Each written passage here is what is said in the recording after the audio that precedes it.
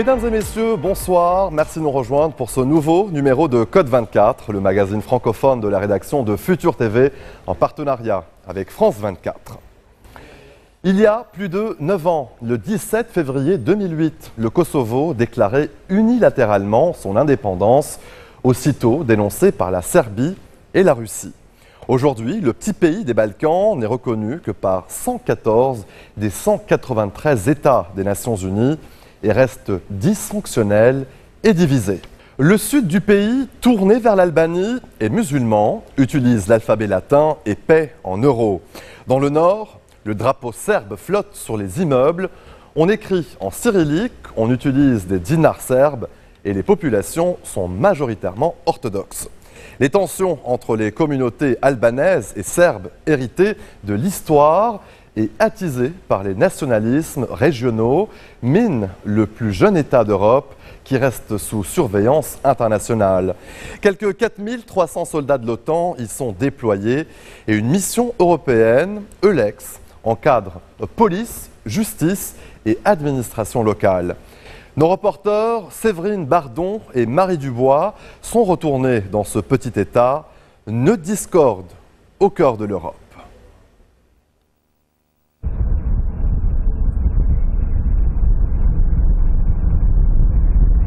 « 18 ans après la guerre entre Serbes et Albanais, le plus jeune pays d'Europe pense encore ses plaies.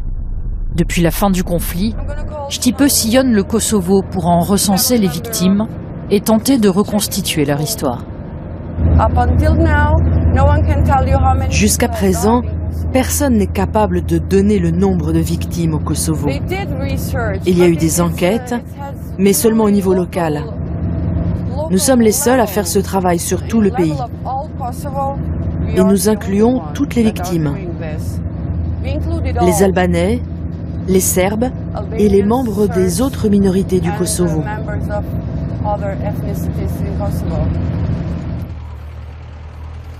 La guerre a fait plus de 13 000 morts et 1600 personnes sont toujours portées disparues. Bonjour, comment allez-vous? C'est bien la maison de Ariedine? Oui. Je peux lui parler? Oui, bienvenue. Bonjour. Déporté par la police serbe au printemps 1999, ce couple de Kosovars albanais a dû laisser derrière lui la mère d'Ariedine, incapable de marcher. Est-ce que votre mère a été identifiée? Non, elle est toujours portée disparue. Laissez-moi noter ça. Est-ce que vous avez donné votre sang pour les tests ADN? Oui, on l'a fait. Sa sœur a donné son sang, ma sœur, et moi aussi. J'ai un poids de 100 kilos sur mes épaules. Si je pouvais la retrouver, j'aurais l'impression de me débarrasser enfin de cette charge. Si l'on pouvait avoir ne serait-ce qu'un signe de l'endroit où se trouve son corps, autrement elle n'est que dans nos têtes, dans nos esprits. Les séquelles de la guerre pèsent sur tout le Kosovo. Dans ce cimetière albanais, les tensions communautaires s'affichent sans détour. Il est écrit que la famille se souvient de lui, tué par les forces barbares de la police serbe. C'est ça notre but. Quand les gens reconnaîtront que toutes ces personnes ont été tuées durant cette période, nous pensons que cela conduira à la réconciliation des deux nations.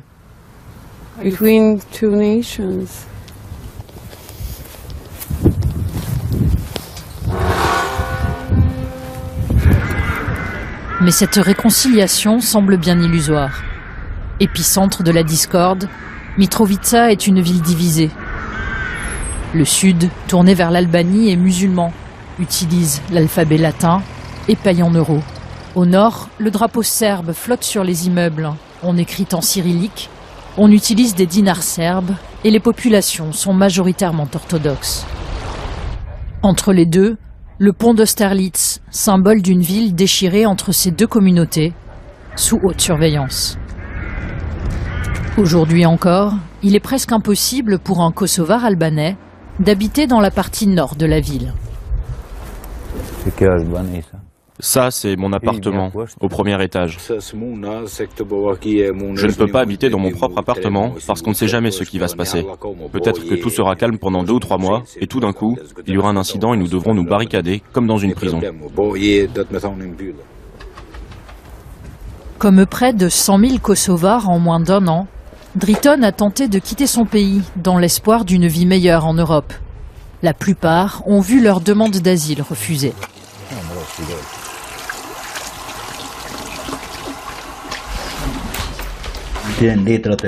Ces documents nous ont été donnés par le gouvernement finlandais pour que l'on puisse rentrer au Kosovo. Renvoyée au Kosovo, la famille a dû se reloger dans une autre partie de Mitrovica, dans un quartier albanais. Avant de partir, on avait du travail. On menait une vie normale, mais on n'était pas en sécurité. On a supplié le gouvernement de faire quelque chose, mais rien n'a été fait. À la première occasion, je quitte le Kosovo.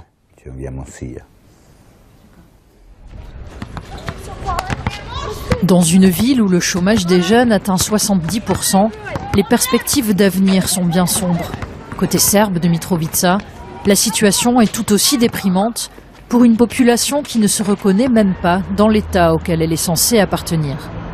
C'est un rapport de police daté d'hier. Je ne sais pas beaucoup, 2,5 kg. C'est bon? Cette journaliste, basée à Mitrovica Nord, prend au quotidien le pouls des Serbes du Kosovo. Je pense que tous les citoyens du nord du Kosovo se disent « Ok, je suis serbe, du Kosovo, et nous faisons partie de la Serbie. » Certains d'entre eux ont des cartes d'identité du Kosovo, mais nous avons été obligés de les prendre parce qu'il y a plein de choses qu'on ne pourrait pas faire sans. Mais je peux vous dire que les gens ici ne considèrent pas le gouvernement du Kosovo comme leur gouvernement. Et ils ne pensent pas qu'ils puissent rendre leur vie meilleure.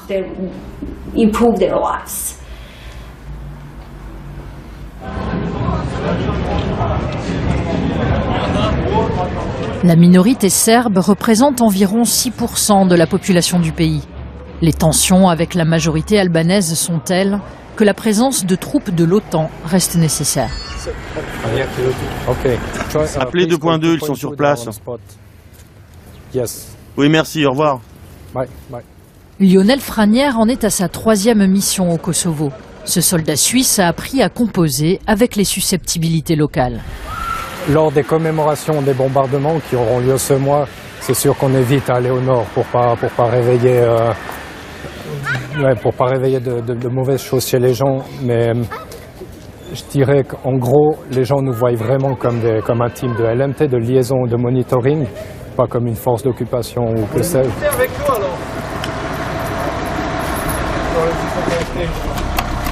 Au lendemain de la guerre, 55 000 soldats de la KFOR étaient déployés au Kosovo. Ils ne sont plus que 4 300 aujourd'hui pour une mission essentiellement d'observation.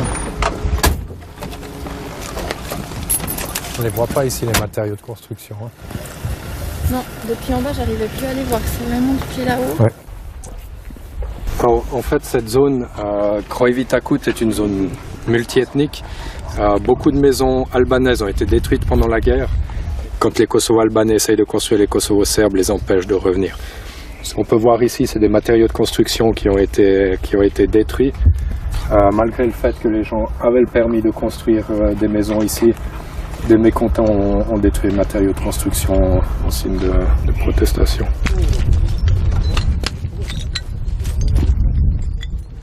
Ces derniers mois, les provocations se sont multipliées de part et d'autre.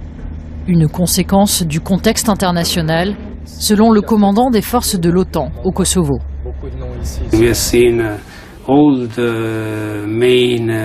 Les principaux pays de la région, des Balkans de l'Ouest, ont connu des changements ou des évolutions suite à des élections locales ou à des différences de niveau économique.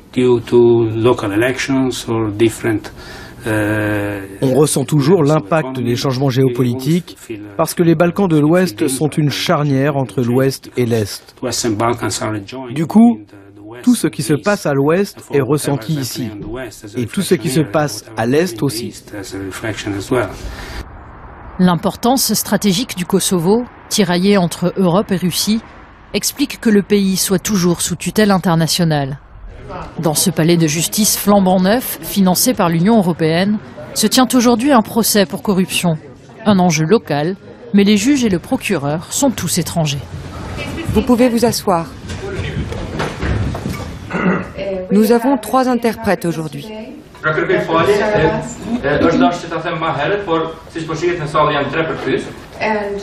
Nous devons tous parler aussi lentement que possible, sans que cela nuise à notre discours, pour que tout soit bien enregistré. Et cela vaut pour moi aussi. L'Union européenne investit massivement au Kosovo, plus d'1 milliard d'euros depuis la guerre. Sa mission Eulex, qui encadre la police et la justice locale, vient d'être renouvelée pour au moins 2 ans. Le Kosovo a fait des progrès considérables et nous sommes donc dans un processus de transfert des compétences. Mais je dirais que le Kosovo doit encore lutter contre certaines interférences politiques dans le système judiciaire et c'est l'un des principaux défis que le Kosovo doit surmonter. Si vous avez un état de droit et que quelqu'un est au-dessus de la loi, alors vous n'avez pas d'état de droit. Il doit s'appliquer à tout le monde, de la même façon pour tout le monde.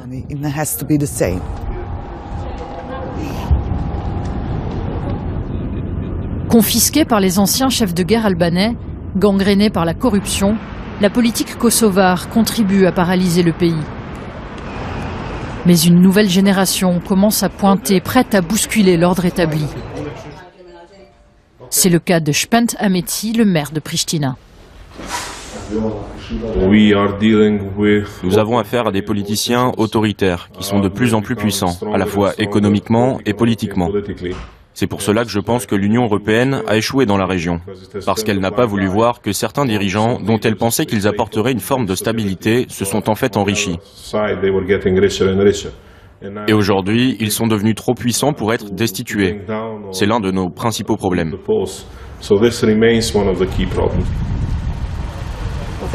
Maire de la capitale depuis 3 ans, ce diplômé d'Harvard de 39 ans a lancé de vastes programmes d'infrastructures. L'inauguration de la nouvelle station d'épuration de Pristina prend des airs de victoire politique.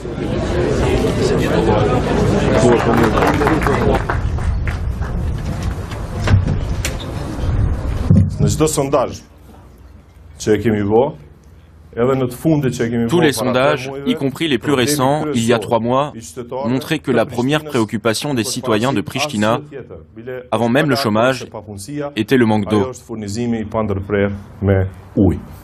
C'est pour cela que je suis enthousiaste aujourd'hui, et pas seulement parce que dorénavant, nous pourrons prendre une douche ou boire un verre d'eau du robinet à 2 heures du matin. Jusqu'à présent, la capitale de ce pays, qui frappe aux portes de l'Europe, était privée d'eau courante la nuit.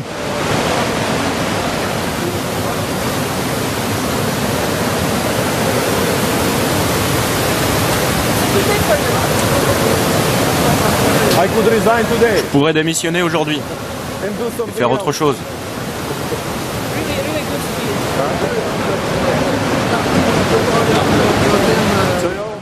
Et beaucoup reste à faire dans cet état encore très dysfonctionnel. Seule lueur d'espoir, la jeunesse qui n'a pas connu la guerre et qui pourrait donner un nouvel élan au pays. C'est le pari de Bekim Blakae. Avec son ONG, il parcourt les écoles pour sensibiliser les élèves à l'histoire de leur pays et les préparer aux défis qui les attendent. Est-ce que le nombre de victimes serbes inclut les policiers et militaires tués par l'OTAN ? 80% des victimes du conflit étaient des civils, tués ou portés disparus. Avec les nationaux serbes, ce pourcentage change un peu. Les civils sont toujours majoritaires. Ils représentent environ 52% des victimes serbes, tuées ou portées disparues. 48% sont des membres de l'armée ou des forces de police.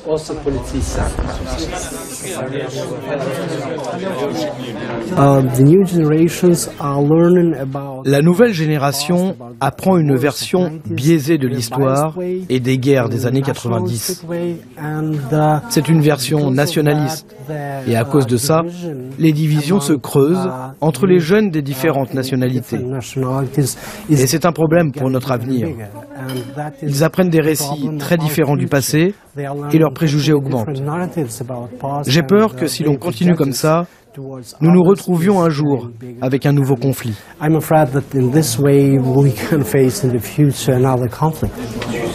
Dans cette école du sud du pays, le message est visiblement passé. Nous avons appris des choses sur les deux côtés, sur les victimes qui ne sont pas seulement albanaises, sur les crimes qui ont été commis par des Albanais aussi, pendant et un peu après la guerre. D'habitude, les livres ne parlent que du côté albanais. Ils ne parlent que des crimes commis contre les Albanais. Un premier pas vers une reconnaissance du passé, même si le chemin vers la réconciliation nationale reste semé d'embûches. À l'heure actuelle, la situation n'est pas favorable à une réunification entre le nord et le sud du Kosovo. Mais je pense que dans le futur, ça ira mieux. En tout cas, c'est ce que nous espérons. Au Kosovo, un tiers de la population a moins de 15 ans. C'est sur cette jeunesse dynamique et bien décidée à rompre le cercle vicieux des haines communautaires que le Kosovo devra s'appuyer pour digérer son histoire et se tourner enfin vers l'avenir.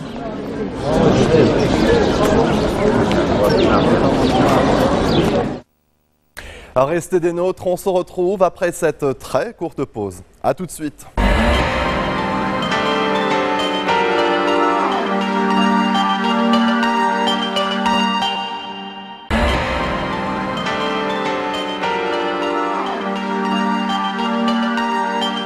Retour sur le plateau de Code 24. Rien ne va plus au pays du diesel. Plusieurs villes allemandes se voient en effet contraintes par la justice de réduire la circulation des véhicules les plus polluants pour lutter contre la pollution.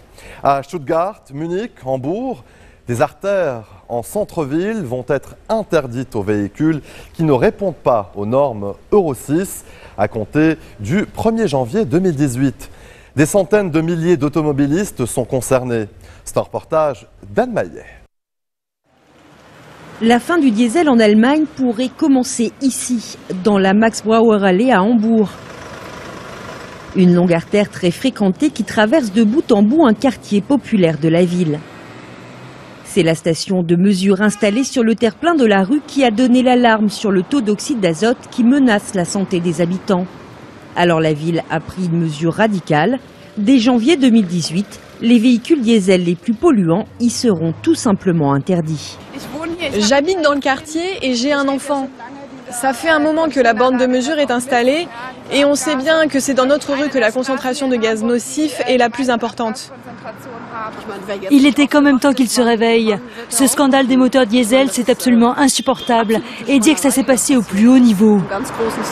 Inacceptable et pourtant, le Dieselgate, le scandale des moteurs truqués, n'en finit pas de secouer l'Allemagne.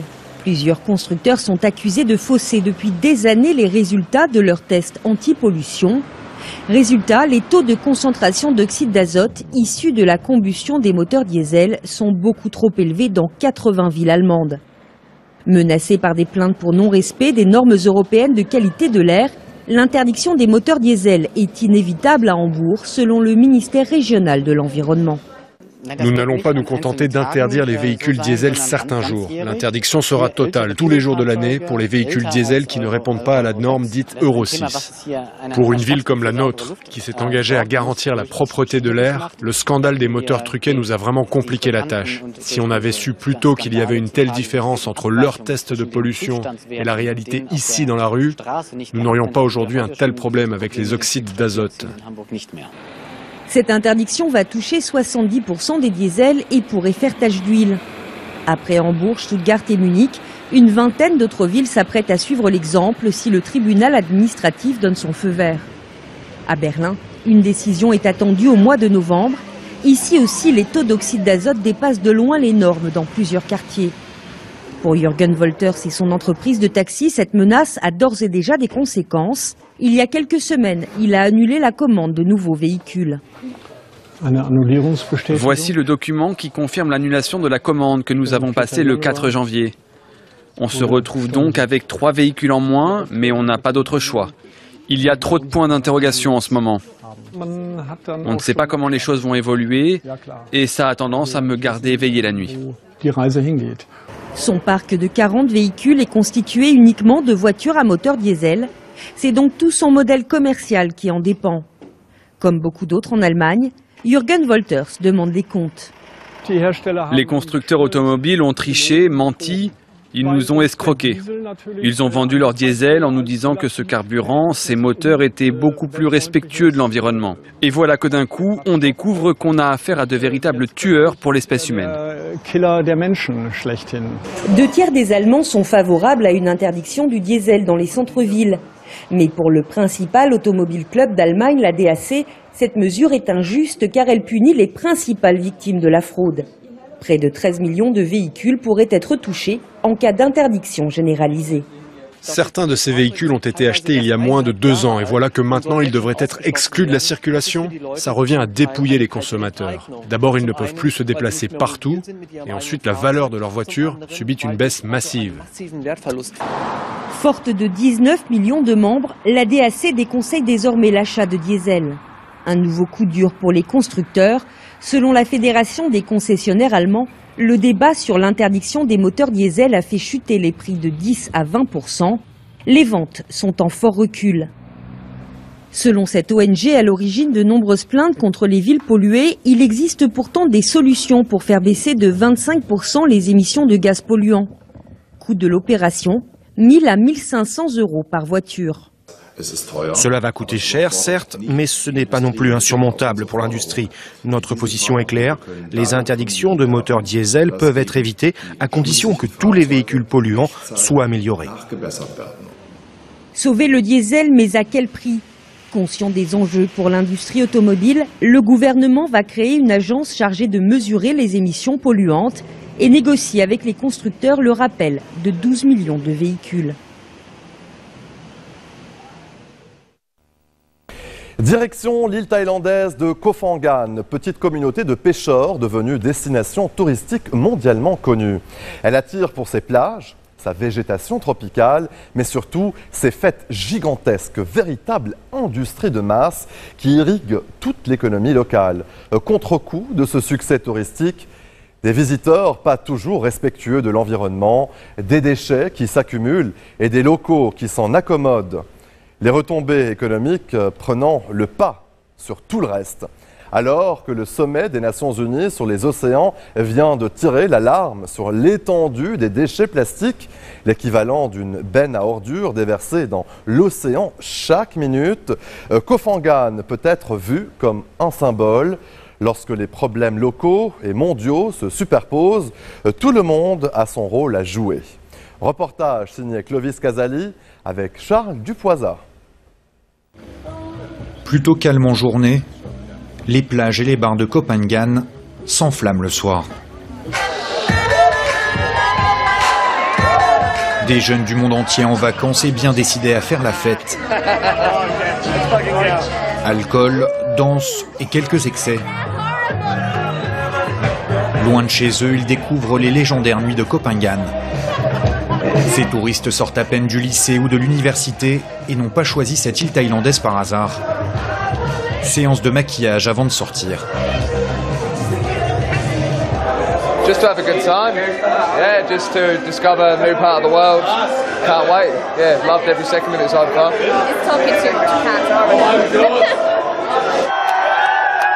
Il est minuit et leur soirée ne fait que commencer. Direction la Half Moon Party, un des événements incontournables sur Koh Phangan. Cette fois, ce n'est pas sur la plage, mais dans la jungle qu'ils vont se retrouver. Au-delà de la fête, certains arrivent quand même à savourer l'environnement de l'île. C'est ce qui fait le charme de l'île, les forêts, les jungles, le côté mer, nature. C'est ce qu'il y a de plus beau sur l'île en fait. We spent like 2 hours cleaning up a beach because there's just an insane amount of trash and cigarette butts and it's just disgusting and it just builds up so much and it's really important, I think, to clean it up. We love Thailand! Woo! Depuis une vingtaine d'années, cette île du golfe de Thaïlande voit déferler des vagues de visiteurs. Avec le tourisme de masse, les problèmes de pollution s'accentuent. Lors du récent sommet des océans des Nations Unies, Bangkok a pris des engagements. Car avec la Chine ou l'Indonésie, la Thaïlande ferait partie d'un groupe de 5 pays de la zone responsable de 60% des déchets plastiques retrouvés dans les eaux de la planète. Pour 2016, selon les experts, c'est près de 3 millions de tonnes de détritus venus du pays du sourire. Régulièrement, les bénévoles de Trash Hero se retrouvent sur la plage pour une balade un peu particulière. En 1 heure, ils viennent de remplir des dizaines de sacs poubelles et trouvent de tout. Basically, 4 kinds of materials. It's plastic, aluminium, glass, and paper. And toothbrushes and flip-flops. Ils traquent les déchets à quelques mètres des ramasseurs de coquillages. Koh Phangan subit les conséquences des fêtes sur la plage, mais pas seulement. À chaque marée et tempête, de nouveaux détritus viennent s'échouer sur les côtes. The sea is without frontiers, right? And we have so many countries around the Gulf of Thailand also. I mean, just imagine all these big cities, all the coastline. Of course, it comes from everywhere. Les déchets seront triés et envoyés au centre de recyclage de l'île. If you just pick up trash for 15 minutes, you already can make a change, and it's awesome that people realize that they understand it. Also, the Thai community gets more and more involved. They support us, and they are really, really happy that we do this stuff here. Tous ne sont pas aussi respectueux de l'environnement et des coutumes locales. Les fêtes jusqu'au bout de la nuit ont fait la renommée de l'île et les retombées économiques sont énormes. Alors la population ferme parfois les yeux sur les comportements de certains touristes. They come to drink and drunk, and then they not care for the environment. They're just throwing things away. Like I was talking to someone in the van yesterday. I said, "What do you think about loud noise or everything party?" And they said, "If no party, no money. Who is going to come?" That's the mentality. À l'écart des touristes, les locaux font leurs courses au marché de Tong Sala. Ici, les autorités viennent de mettre en place des poubelles pour trier les déchets. Et les commerçants sont un peu perdus. Attends, il faut pas faire comme ça. Il faut que tu sépares les déchets dans les différents sacs. Ok, je le ferai la prochaine fois. Mais j'ai tellement d'ordures que ça ne rentre pas dans les sacs. C'est pour ça que je dois faire comme ça. Petit à petit, je vais m'y habituer, mais bon, je peux pas tout faire. Les routins des premières fêtes dans les années 80 auraient bien du mal à reconnaître cette île qui s'est développée à grande vitesse. Marissa Bright est tombée amoureuse il y a 25 ans de cette terre recouverte de cocotiers. À l'époque, peu de routes goudronnées ou d'électricité. Elle est aujourd'hui propriétaire d'un hôtel respectueux de l'environnement. On utilise l'eau du puits. Les pailles et les produits d'entretien sont tous biodégradables.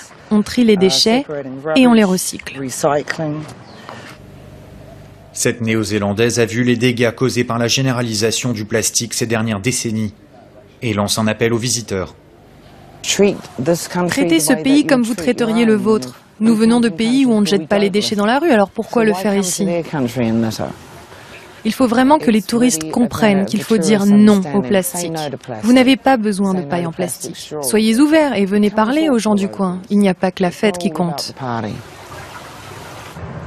Récemment, le projet d'aéroport sur l'île a été suspendu, avec un promoteur accusé d'avoir détruit des hectares de forêt. L'écosystème de Koh Phangan doit être défendu, et les habitants en sont plus que jamais conscients. Restez des nôtres, on se retrouve après ceci.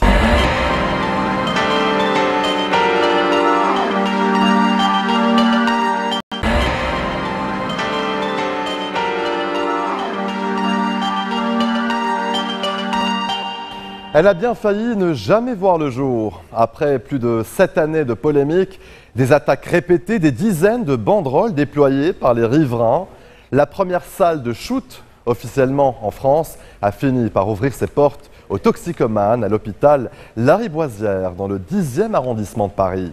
Le but, réduire les risques sanitaires auxquels s'exposent les toxicomanes et leur offrir un soutien psychologique. Le reportage de Luc Schrago et Jean Barrère. À 2 pas de la gare du Nord, un distributeur un peu particulier, destiné aux consommateurs de drogue dure du quartier. Ça, c'est les kits crack. Normalement, là, je vais être parti. Ils vont dans 2 heures, c'est vide. Installé il y a un peu plus de 20 ans, il permet d'obtenir gratuitement seringues et pipes à crack et fonctionne à plein régime. C'est pas loin de 1000 seringues tous les jours. On est en augmentation permanente, quoi. Il n'y a pas une année où on a fait moins que l'année précédente. C'est tout le temps en augmentation. Ça fait 14 ans que je travaille là, c'est tout le temps en augmentation. Le but de ce distributeur, éviter la transmission de virus tels que le VIH ou l'hépatite. Mais ce qu'il n'évite pas, c'est la consommation dans la rue. Les environs sont jonchés de seringues usagées. Alors, pour encadrer le phénomène, la France a inauguré sa première salle de consommation à moindre risque, plus communément appelée salle de shoot. Nous ouvrons un espace à destination de personnes qui s'injectent des drogues et qui sont marginalisées, exclues, que l'on n'arrive pas à atteindre avec les dispositifs de santé et de prévention qui existent. Des box pour s'injecter de la drogue, des fumoirs à crack, un espace détente ou encore un cabinet médical. Le dispositif peut accueillir une centaine de personnes par jour et ce dans un cadre adapté. Médecins, infirmiers, assistants sociaux seront là pour guider les consommateurs et les aider s'ils le souhaitent à lutter contre leur dépendance. Les riverains, eux, n'y croient pas vraiment. Certains se sont mobilisés pour empêcher la création de cette salle. En vain, leur crainte que l'insécurité n'augmente dans le quartier. Il y aura plus de toxicomanes qui vont venir ici, ça c'est sûr. Et ça vous gêne? Évidemment, puisque vous voyez, des fois, on est vraiment en insécurité. Il y a des vols, je travaille juste en face, il y a des vols, tout ça, etc. Et c'est pas bon. C'est peut-être mieux que de les laisser dehors, parce que j'en vois dehors. Hein. C'est pas bien, parce qu'il y a des enfants ici. Moi, je pense qu'il vaudrait mieux les soigner et ensuite leur mettre des travaux d'intérêt général, par exemple. Voilà. Et les réinsérer dans un circuit normal. Pourtant, ce type de salle a fait ses preuves à travers le monde. Il en existe déjà 90. Elles permettent à minima de diminuer le nombre de consommateurs dans l'espace public. La salle, elle va accueillir les usagers qui sont déjà présents dans le quartier. L'inquiétude des riverains concernant des gens qui viendraient d'autres quartiers ou des banlieues parisiennes ne nous inquiète pas, puisqu'on sait très bien que les gens consomment en général là où ils achètent. Là où ils achètent, c'est à quelques centaines de mètres de la salle, autour de ce carrefour entre la gare du Nord et l'hôpital Lariboisière. Les injections se font dans un parking, dans les toilettes publiques ou derrière une simple balustrade. Alors pour les consommateurs et anciens toxicomanes que nous avons rencontrés, cette salle pourrait changer beaucoup de choses. Ça nous évite de choper des saloperies en étant dans la rue, avec des gens, il y en a plus ou moins propres, il y en a qui sont sans domicile, et puis on se côtoie tous, quoi. Bon, la plupart des gens, ils shootent derrière le muret là-bas, ou dans les parkings en bas, alors les touristes et tout. En plus, quand ils font ça, ils mettent pas ça à la poubelle, ils laissent tout par terre, ou dans les WC là-bas, c'est pas propre, quoi. Donc je pense que la salle de shoot, ouais, c'est un bon truc. Pourtant, certains soulèvent déjà un problème, la salle ne sera pas accessible à tous. Je suis consommatrice de Skénan et de crack, voilà. Donc Skénan, c'est de la sulfate de morphine, de la morphine base, pardon. Et je fume du crack, voilà. Donc vous injectez aussi de cette... J'injecte et je fume. Il y aura un gros problème parce qu'au fait, cette salle, elle est que pour les injecteurs et pas pour les fumeurs. Donc ça, c'est un gros souci parce que les fumeurs, ils vont aller fumer dehors, ça va foutre la merde. Et ça va foutre la merde devant la salle. À l'intérieur, il sera possible de fumer, mais les simples consommateurs de crack ne pourront pas rentrer. Paradoxal, nous avons posé la question à Jean-Marie Le Guen, à l'initiative du projet. Pour l'instant, il n'a pas de solution. Différentes façons d'existence dans ces salles. Il y a les problèmes des injecteurs, il y a le problème effectivement des gens qui fument un certain nombre de produits. Et donc il y a les deux possibilités qui sont ouvertes dans cette salle, mais elle se met en place petit à petit. Ils disent plutôt que les consommateurs de crack vont rester devant. Nous verrons bien, laissons faire les praticiens. Une difficulté qu'auront à surmonter les salariés de la salle. Ils seront une vingtaine à se relayer 7 jours sur 7. Le réchauffement climatique a un impact très concret sur le vin français. Les degrés en plus, donnant un raisin plus sucré, qui à son tour produit du vin plus alcoolisé. L'utilisation des cépages doit donc évoluer. En outre, selon une étude américaine de 2013, la surface de terre favorable à la vigne en Europe pourrait fondre de 68% d'ici 2050. S'adapter ou disparaître est devenu un impératif pour les viticulteurs, comme le montre ce reportage de Luc Bazizin et Florian Lemoyle. Pour mieux comprendre l'impact du réchauffement climatique sur le vignoble et le vin, nous descendons sous ce château bordelais d'appellation Fronsac à 15 mètres sous terre.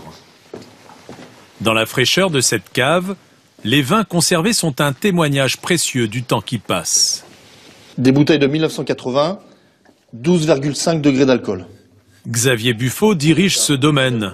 Il nous déniche 3 millésimes différents. Surprise, pour un même château sur un même terroir, plus les années passent, plus le taux d'alcool grimpe dans les bouteilles. 12,5 degrés en 1980, 13,5 degrés 25 ans plus tard, le taux d'alcool culmine à 15 degrés en 2010. Il faut qu'on adapte notre vignoble, il faut qu'on adapte nos techniques de travail à la vigne et au chai, puisqu'un degré d'alcool trop important dans les vins fait que le vin devient invendable. Car avec le réchauffement climatique, il y a plus de sucre dans le raisin, et plus il y a de sucre, plus il y a d'alcool dans le vin. Alors, pour limiter les effets du réchauffement, Xavier Buffo adapte son vignoble. Sur ses parcelles, le merlot représente aujourd'hui 80% du rouge. Il replante donc un autre cépage moins généreux en sucre, donc en alcool, du cabernet franc. Petit à petit, année après année, on modifie un petit peu l'assemblage général de la propriété et donc des vins, et ce qui va nous permettre de jouer sur la quantité d'alcool produit dans nos vins. Alors, le cabernet franc répond bien à cette question. Autre solution, la façon de tailler la vigne peut aussi modifier le taux de sucre. J'enlève quelques feuilles au niveau de la zone des grappes. Il ne faut pas non plus que les raisins soient exposés trop longtemps ou trop fortement au soleil. Donc on va garder des feuilles un petit peu au-dessus qui vont jouer un rôle de parasol. À 600 km plus à l'est, à Châteauneuf-du-Pape, sous une température de 33 degrés, ce pépinériste spécialiste de la vigne a une autre stratégie. Il fait creuser le sol pour nous. Il veut nous montrer la longueur des racines.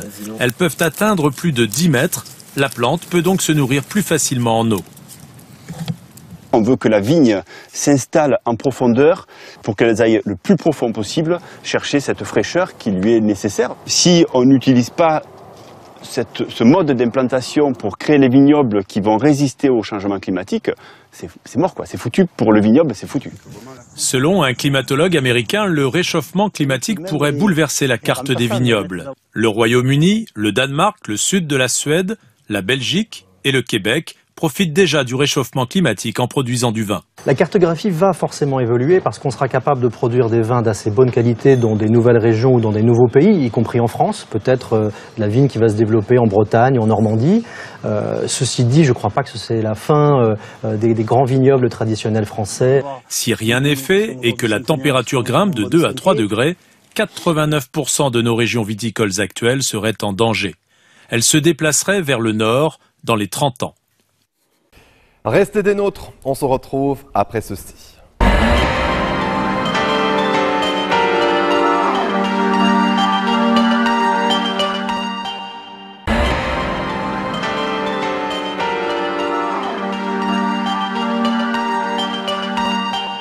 Au fond de la Méditerranée, dans un coffre, un trésor, 120 bouteilles de vin de Bandol.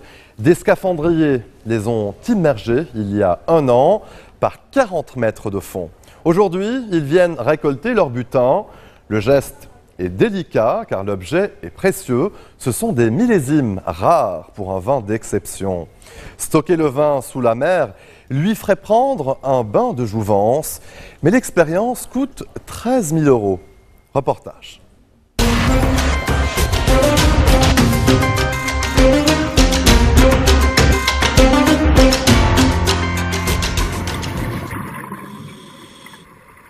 Dans ces coffres, 120 bouteilles de vin, à 40 mètres de profondeur. À Saint-Mandrier, sur la Côte d'Azur, ces plongeurs remontent ces bouteilles de Bandol, enfouies un an plus tôt, pour tester l'effet des abysses sur la conservation du vin. Dans l'obscurité et à température constante, le processus de vieillissement serait beaucoup plus lent et donc meilleur que dans une cave normale.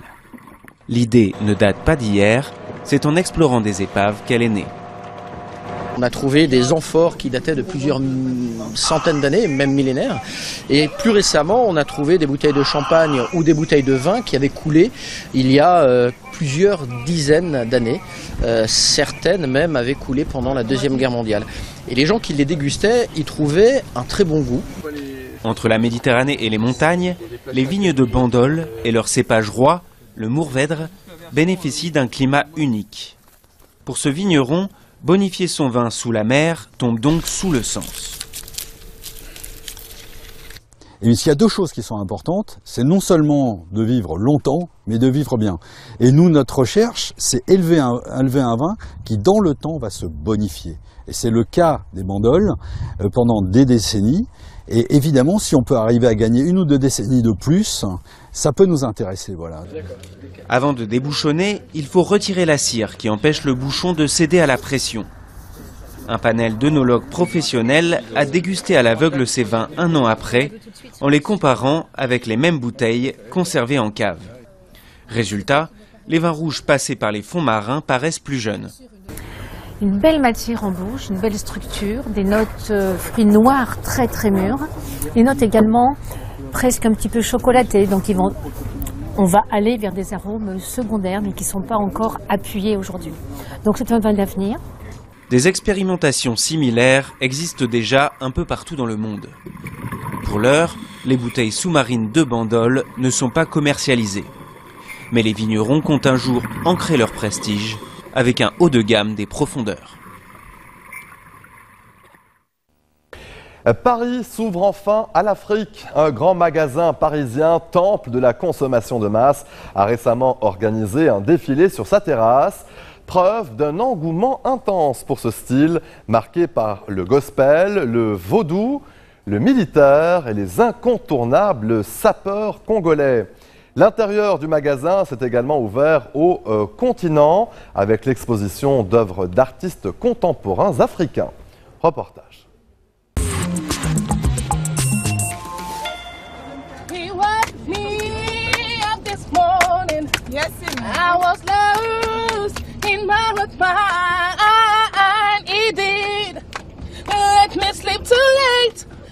He woke me one on time. He woke me up this morning. And he started me on my way.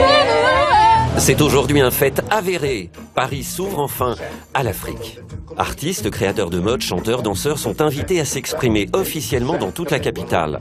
Et quand un grand magasin parisien, temple du luxe et de la consommation de masse, décide d'organiser un défilé sur sa terrasse, c'est la preuve d'un engouement frénétique. Aujourd'hui, vu que nous, jeunes Africains, on prend la parole, on fait des choses, on montre des choses, et on assume l'Afrique telle qu'elle est, notre africanité, c'est ça aussi qui fait que l'Afrique change par rapport au regard des autres. Cette effervescence, elle est bien, mais il faut faire en sorte que ça dure, que ça continue, et évidemment monétiser l'histoire. Ça c'est bon. Magloire, c'est un vaudou. Ama Aivi, styliste et chineur de Marché Noir, le nouvel espace de vintage parisien, a conçu la grande parade des styles africains autour de 5 tableaux. Les gospels côtoient les vaudous, les militaires se mêlent aux fidèles des églises évangéliques, les sapeurs congolais s'exhibent. Une image rassurante, presque caricaturale. C'est pas caricatural dans le sens où il y a aussi ce type de vêtements qu'on retrouve aussi dans plusieurs pays d'Afrique, et donc c'est juste mettre en lumière un certain style. Il y a une mode africaine, il y a la mode du pagne, d'avoir des beaux bijoux, d'être toujours élégant. Il y a plein de choses qu'on peut retrouver et que vous allez voir du coup pendant le défilé. L'Afrique, dans son ensemble, a toujours inspiré les créateurs de mode. Saint-Laurent, Gaultier, Galliano. Mais cette présence africaine ne durait que le temps d'une collection. La tendance est aujourd'hui au mélange de toutes les sources. Plus que la mode, c'est le style pour moi. Et donc, je mélange ce côté tradi avec les produits quintés que je ramène, que j'ai créés, que j'ai redesigné, avec du militaire, avec des bottes Santiago, parce que faut pas oublier qu'en Afrique il y a aussi des cow-boys. Il y a un mix en Afrique que moi j'assume, que certains assument, que d'autres n'assument pas forcément, mais qui fait que ça donne cette énergie à l'Afrique qui pulse en fait. Faire découvrir au public des œuvres d'art pendant qu'il fait ses courses. C'est la nouvelle proposition des grands magasins pour fidéliser les clientes. Cette exposition présente les productions d'artistes contemporains issus du continent africain et des diasporas. Ils sont nés dans les années 80, ont grandi avec Internet, voyagent. Ils prônent la migration, l'échange, le partage. C'est une période qui est réjouissante parce que la France commence enfin à regarder vers un continent qu'elle n'a pas voulu, pas su regarder. Depuis les décolonisations, accumulé un certain retard comparé à ses voisins européens comme l'Allemagne, la Belgique, l'Angleterre. On va prendre la mesure de ces immenses talents que sont ces artistes du continent africain, à la fois des artistes contemporains et aussi dans des propositions d'artistes modernes. Sous la coupole, une œuvre de l'artiste malgache Joël Andriano Mearisoa. Sur les bannières noires, des mots en français et en anglais qui permettent aux badauds de composer des phrases et de construire des récits aléatoires. C'est à chacun, du haut de son balcon, de lire et de se fabriquer sa propre histoire à travers aussi des choses qui existent déjà ici, des mots, des marques, des envies, des désirs d'achat, je ne sais pas. Et j'essaie de transporter effectivement ces émotions ailleurs. Pendant ce temps, les militaires se préparent dans des tenues immédiatement identifiables comme telles et qui sont un mélange d'époques et de styles différents. Chaussettes blanches de colon, nu-pieds en plastique, lunettes de soleil, béret. Moi j'adore les codes militaires. C'est très strict, c'est très beau, c'est très bien coupé. Ça me rappelle Thomas Sankara que j'adore. Quand il portait sa tenue militaire et son béret rouge, j'adorais. Voilà, il était beau, élégant. L'élégance, maître mot du style africain, principe même, doctrine absolue des adeptes de la SAP, la Société des ambianceurs et des personnes élégantes. Sincèrement, il faut avoir l'état d'esprit. Alors ça s'enseigne pas. Je dirais que pour la plupart ici, c'est presque génétique, quoi. Donc, voilà. Génétique? Ah oui. C'est inné. Vous avez vu que nous avons, pratiquement, de par nos physiques, nous avons comme si on était destinés pour être des sapeurs. Donc la SAP, c'est une question de pression. Donc normalement, ça ne s'enseigne pas. Les sapeurs sont toujours habillés de vêtements de marque. Mais il ne suffit pas d'étaler les griffes, il faut savoir jouer avec la règle des 3 couleurs et savoir marcher comme si l'on dansait.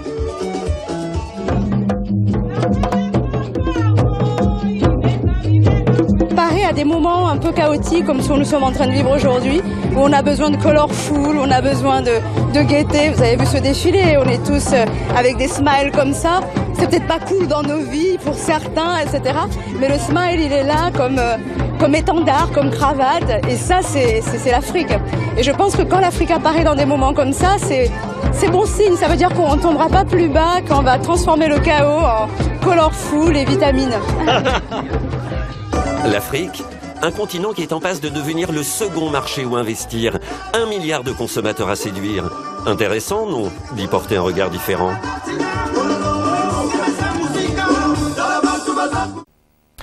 Et c'est sur ces notes que l'on se quitte. Merci de nous avoir reçus chez vous. Très bonne suite de programmes sur notre antenne. Je vous dis à la semaine prochaine.